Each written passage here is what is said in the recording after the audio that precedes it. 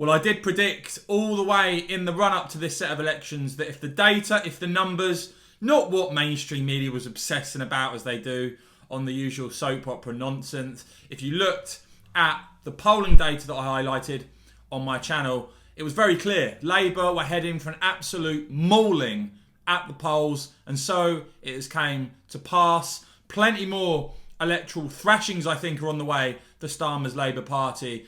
But focusing firstly on the Hartlepool by-election, of course, a seat that has never elected a Conservative MP. And I highlighted before, I mean, when voters in Hartlepool are asked, do they prefer Keir Starmer or Boris Johnson? Boris Johnson has an absolutely gigantic lead over Starmer. And so you see now the result, the Conservatives securing a majority of the vote in a seat that has never voted Tory.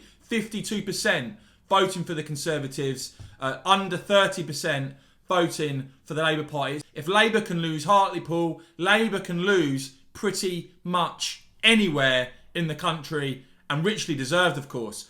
So when we look at the biggest percentage point increases in government vote share, we see this. This is the biggest ever. 23-point increase there for the Conservatives. An absolutely gigantic result. Robert Jenrick tweeting out that it's the best ever by-election result by a governing party. And of course, you like me are not interested in the mainstream media narrative. It's very clear to me that Labour are in terminal decline now. They are seen as horrendously out of touch, dominated by middle-class people living in London. And a few platitudes from a new leader ain't going to change any of that, as Martin Daubney notes. While Twitter and journalists were obsessed with Boris's wallpaper, the voters in Hartlepool have declared its curtains for Labour.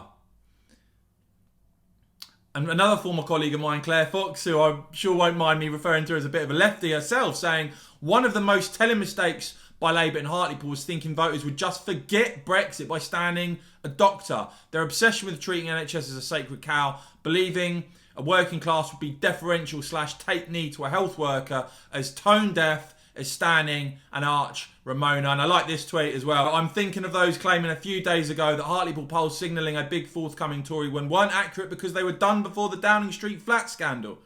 Yet again, I'm going to talk about this a bit more in the coming hours, in the coming days, in the coming weeks. So make sure you've hit subscribe and the bell so you don't miss my next videos.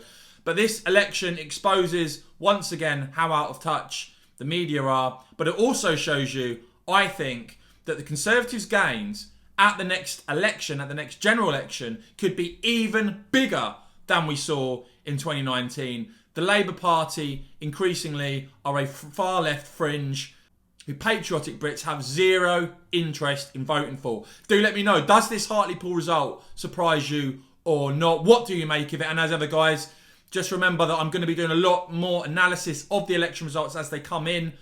So make sure you've hit subscribe and the bell. Hit the join button if you want to support my work and get the Patriotic Members badge next to your name. And of course, as ever, thank you so much for watching.